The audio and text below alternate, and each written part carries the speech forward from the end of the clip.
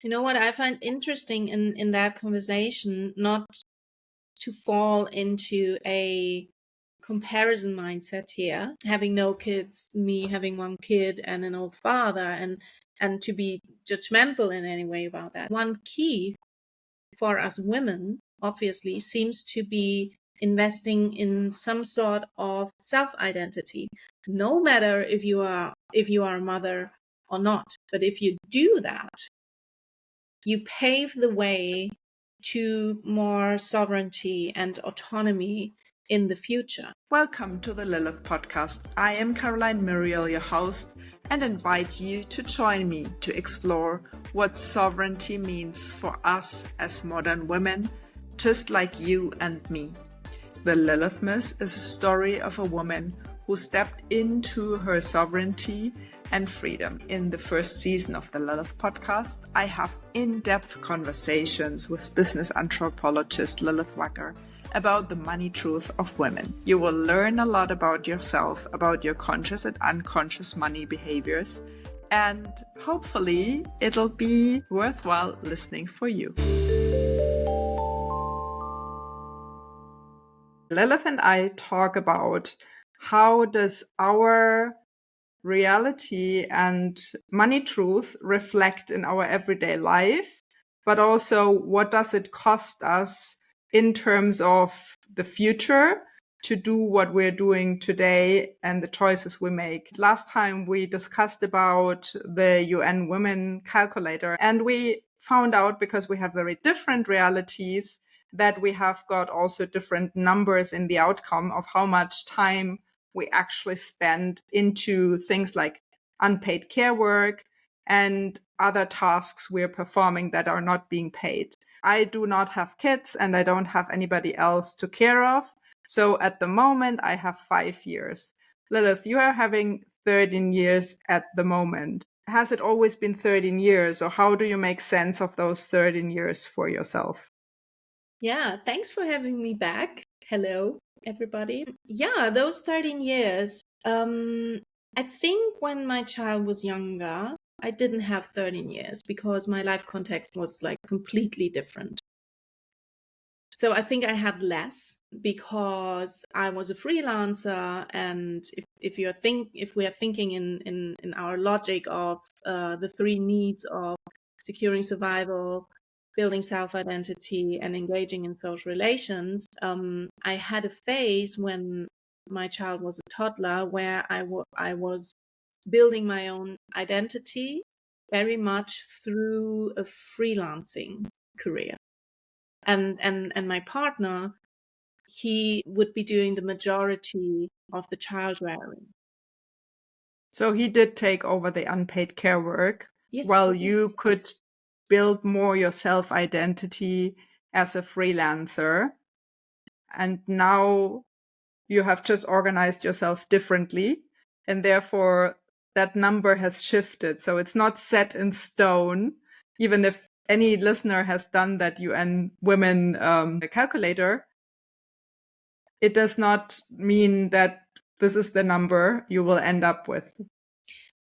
Yes, exactly. So as life context changes,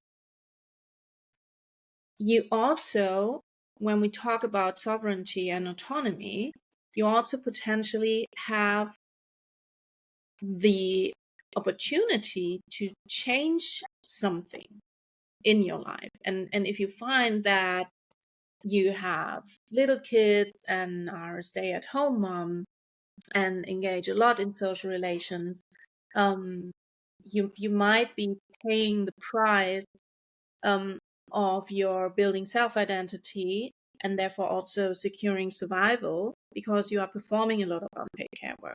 But that doesn't mean that this needs to stay as is for the rest of your life. And we have been talking a lot about becoming aware of unpaid care work and also the gender pay gap and as a consequence, the pension gap.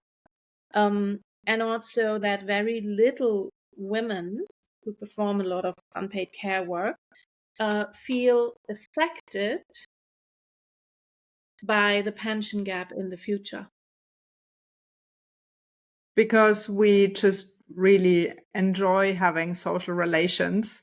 So let's say the life context of a mom, or if someone has just had a child, there is a normal focus on building the social relations and maybe staying at home and taking care of the kid. But our point here is that even if that is the lived reality right now, there are still two other things, two other needs that need to be covered, which is securing survival and building your own self-identity. For example, I've been working with women who were thinking about, okay, while I'm at home, what would be my next career step? And what do I need to do while I'm taking at home care of my little one in order to go back and have a different identity at work that benefits me? Yeah. But to go back one step, maybe I'm curious. How do you make sense of your 5 years? And do you think they will stay like that? So first of all, I had no idea. So it was really helpful for me to have that number of 5 years, because, and also having the information that you have 13 years. And of course, one of the sense making things is that, okay, I don't have kids and I do not have an elderly person or someone in my surrounding at this point in time to take care of. So I think that's the big factor already. Like, we have really different realities. I still was surprised that I had 5 years, but then thinking of it is like, yeah, that's okay, like, because those 5 years are basically, instead of taking care of other people, I was taking care of building my own self identity to be able to become a leader. I mean, I got into a leadership position and then I realized I don't have actually the skills enough to do that really well. So I had to invest in building my self identity. And in order to be able to build my self identity, that meant I had to, do those tasks that fall into those 5 years. So in a way, they were well invested. They were maybe not paid immediately, but I always had the feeling that I was investing in that self identity Mhm. that would then help me to secure either a better position, a better pay, or anything that would help me to make sure I'm independent and can do my life as I want it to be. Yeah. You know what I find interesting in that conversation, not to fall into a comparison mindset here. You um having no kids, me having one kid and an old father, and to be judgmental in any way about that. That is not the interesting part. Um the interesting part is to think in the logic of our three needs, and that you have the possibility to invest in all three of these. But one key for us women, obviously, seems to be investing in some sort of self-identity, no matter if you are a mother or not. But if you do that, you pave the way to more sovereignty and autonomy in the future. It seems like that. I like that you're saying, like, it's really important to just really realize, okay, what's the lived context, and then being strategic about the decision making, and understanding, okay, at this point in my life, I am doing a lot of securing survival work by spending a lot of time learning about investment, for example. That would be one thing of securing my survival. But also, like I did, trying to become the best leader possible, Mhm. also for a team. So I also engaged in social relations a lot. And sometimes I told my team, I don't have kids, but I have you. So that was my form of social relations. But in order to be a good leader, doesn't have to be a mother, but a good leader, or that my ambition was to be a good leader, I had to invest into that self identity in order to be able to achieve that for my team. And I would not have been able to do that in the way I did had I had kids at home, or had I had parents or anybody else to take care of. Yeah. Yeah, That's really interesting. I hope that that comes through, that point, that this is not about comparison, but rather making, becoming aware of your own lived context at the moment, maybe reflecting a little bit on the past, and maybe projecting a little bit into the future and where you are here now, and how your three needs are prioritized at the moment, and then Mhm. take it from there to stay in the awareness. Well, and context change, right? I mean, now I've been living alone for a long time. Then I have been living in a very different setting, and now my context is changing again, where I'm thinking about moving together with my partner, and that is a different scenario where I'm voluntarily going into some sort of codependency. Whereas I've been feeling very independent in the past, and I want to obviously keep that. But for example, let's say someone else who moves together with their partner and there are not equal incomes, that is a different life context again, right? So we need to be strategic about that as women so that we maintain or gain more sovereignty about our own decisions. Yes, absolutely. That is something that we have been seeing or hearing stories in our study. As a little recap, this was an ethnographic study.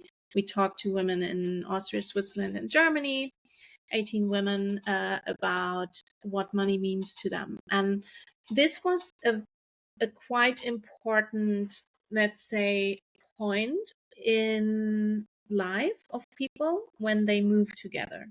Could be a shared flat when you just enter university, but it also could be spouses moving together. And when we heard that people talk about it in the beginning, or talked about it in the beginning, that they were really trying to keep up all the costs equal. Some even had like a little Excel sheet to see, like, okay, this mutual household now, we contribute equally to that. What happens is you share a certain living standard, Mm-hmm. and if the one earning not so much is adapting to the living standard towards the one who's earning more, it can often happen that this is a form of lifestyle borrowing, really, because the one who earns more contributes also a little bit more.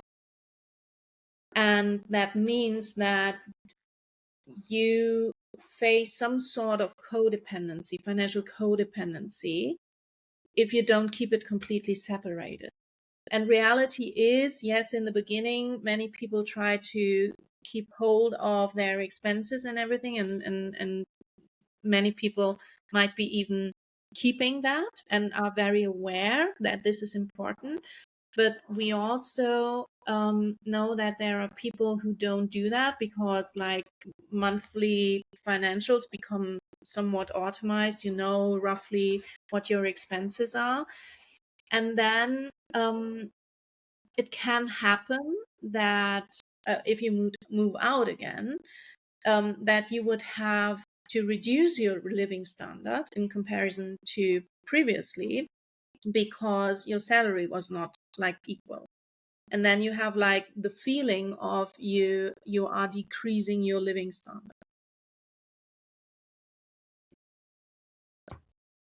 So in concrete, that would mean if I move together with my partner, to pay attention to, okay, what is a fair middle in terms of his salary and my salary?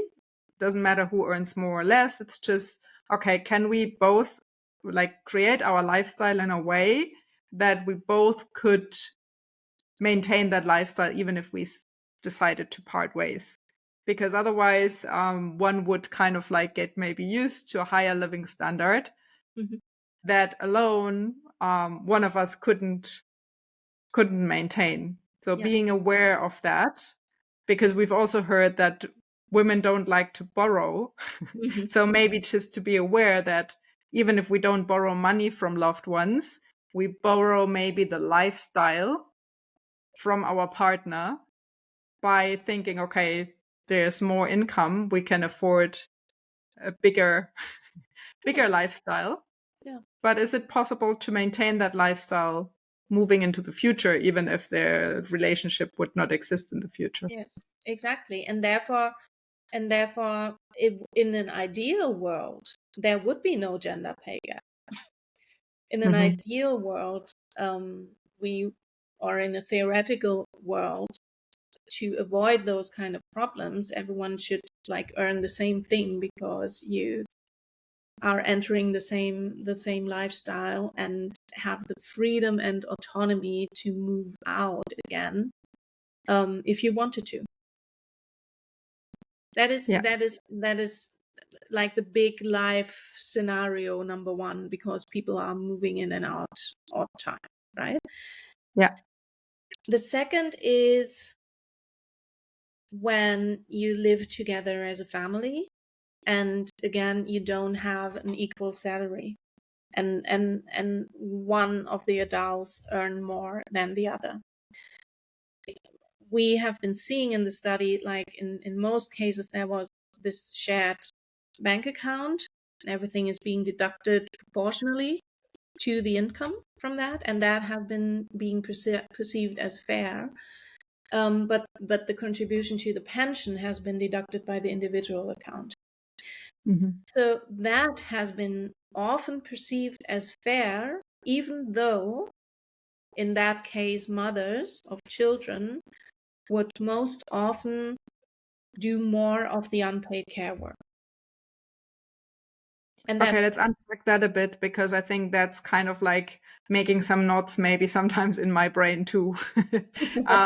So probably because it's kind of like something I haven't seen. I have no kids, so I don't really think about it that way. But just help me understand that. So there is the mother, and there is the father, and there is kind of like a shared maybe account for the kids Mhm, to making sure their school fees are paid, or into the education for the future. mhm. So it's being saved. And if the mother works and the father works, they both pay into this account equally or together somehow. Exactly, proportionally to their income. And as Okay. we learned that we have the gender pay gap, that is one factor why women have less money per default, just because of the gender. If you then think about unpaid care work on top, Hmm. which often translates into part-time work into the labor market, means that your income pot shrinks even more. And this is often not being mitigated from the shared bank account. If you are not aware of that, we saw very people in our sample who were aware of that. The individual money pot of the mom, because of part-time work, because of gender pay gap, would have an effect on her future pension. And the husband said, I'm earning more. I'm going to compensate you for this because you're contributing to our family with unpaid care work. And I don't want to leave it unpaid because I really value what you are doing here for our family. So he just set up an ETF and he saved some money for his wife to compensate and to mitigate that. Yeah. So if we are back to the unpaid care work, what you're saying is that if there's awareness in the couple that this is happening, so that's the point of the last episode as well, right? Only if we understand we're being affected, we can take action. So what you're saying is, in the best case scenario, there is a sort of bridging, or making even for the unpaid care work. Mhm. And that goes into maybe an ETF to secure the survival of the mother in exchange for the then no longer unpaid care work, because it's kind of some sort of compensated through a discussion between the two partners. Exactly. And it's not like you have found in the study, if I understand correct, that very often then the pension contribution goes off the woman's own bank account for her own pension. Yes. And ignoring the unpaid care work. Exactly. That was, I think we had a sample of 18 respondents, and only in one case the husband would be aware of that, or both the couple was aware of that and would be doing something about that. And to be clear, this is no investment advice here at all. This is just an example from the study. But what we found so interesting is that it was so natural to many families to save for the children or children's education, and this money was being deducted by the shared bank account. But the saving for the future of the woman who has less income due to unpaid care work, part-time work, gender pay gap was not being deducted or somewhat structured from the shared bank account, but from the individual bank account. So you have two pots of money with the individual bank accounts, and one is has much less money in it per default, just because a woman, a mother working in part-time, performing unpaid care work, is doing what feels normal. And in the whole construct, this also was being perceived by many women as fair. Because, the husband would earn more and he would contribute more in the here and now from that shared bank account. But the projection into the future was very, very hard to do. And I think this is a very natural human thing. I think humans have, like by nature, problems to project something into the future of the next 20, 30 years. What do I know what will happen in 20 years from now? And if I can afford my flowers for the kitchen table in 20 years from now, if I can really thinking about the living standard.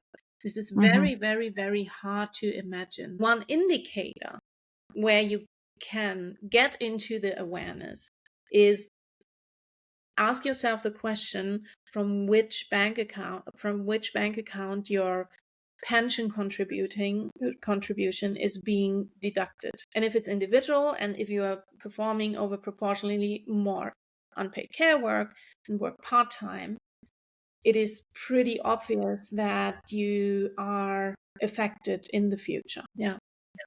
So you can boil it down to the question, who's going to pay for the unpaid care work? and if you have found a structure that is mitigating this, or is if you think you have found a structure where everything is fair, and this one example of the husband saving into an ETF for the future of his wife would be one example. And to your point, I think when you have the awareness, and either you say, check, we've done our homework, everything feels great, and I'm mitigating my pension gap with whatever action you want to take, that's great.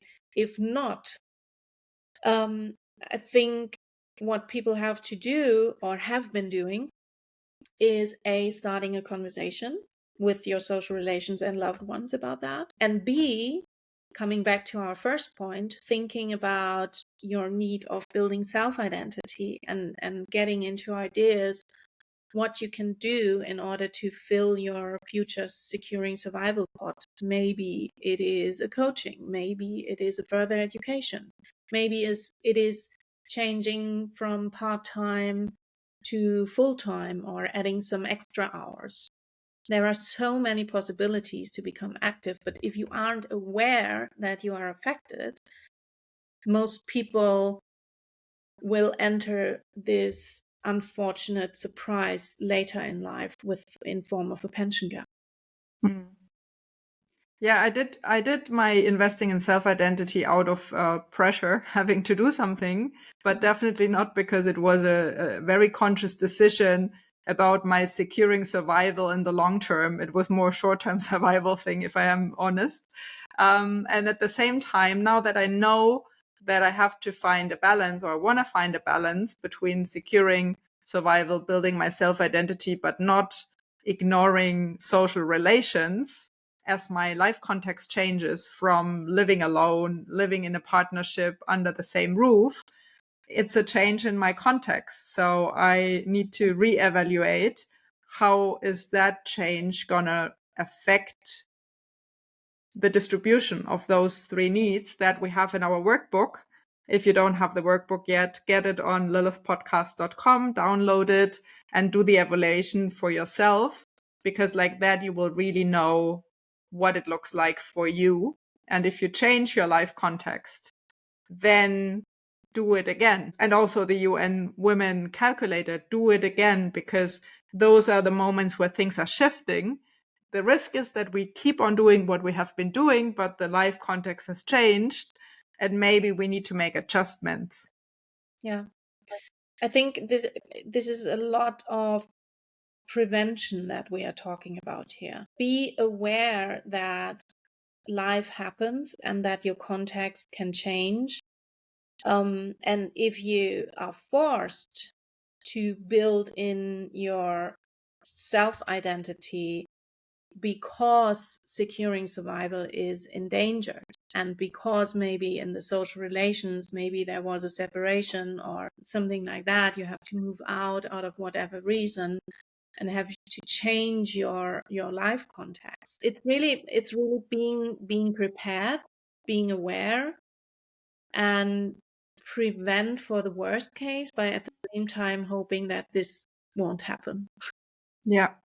Or at the same time, if as a value, your sovereignty and your freedom is very important to you, be aware what you need to invest in, and be aware in how you set up structures so that you can have that sovereignty and build more into the sovereignty. So if we wrap up what we have just been talking about, there are a couple of things. So nothing is set in stone. That is our first message. If you do the UN calculator and you get a certain amount of years, it's your current situation. That can change. That's the first thing. The second thing is that you can do something about it depending on the life situation you're in. And in a nutshell, Lilith, what are the three things to keep in mind in order to be at top of our game and make sure that we keep our sovereignty? Yeah, I think the most common scenarios where you can raise awareness is when you move together and check your living standard, if your salary is not equal, and how you want to deal with that. The second thing is, you never do something wrong if you keep your need of building self-identity in your back hat, and always think about that, because if you do that, it will probably give you a return on investment into your securing survival. And the third one is, if you are living together as a mom, working part-time, taking care of the children, and you over proportionally engage in social relations, please check the structure and the inner logic of your bank account, and from how much you contribute to your future pension. And if you feel that this is not enough or might not be enough in the future, please start to have a conversation with your loved ones about that, because unpaid care work is, as of now, unpaid. And this is an unfairness of itself, because no one of us wanted to live in a world where we don't care for each other anymore. I think it's just a matter of saying, okay, do we allow it to remain unpaid or not? And we can always say it's at the moment not really by society being taken care of. So we invite you to take care of your own structure in your own life so that you will benefit in the future from the changes you are doing today. Is that fair to say? That's fair to say. Okay. So if we say have a conversation, some of you might just say, yep, let's jump into the conversation, no problem. And some of you might feel like, okay, how do I find words? What do I say to my partner? How do I get my point across? So we have got you covered in the next episode. If you don't feel right now you want to go into that conversation, take the time to reflect, take the worksheet that is coming with this episode, and then you will be able to have that conversation after you've listened to the next episode. With that, thank you, Lilith, for that insightful conversation. Thank you for having me, and it was fun like always.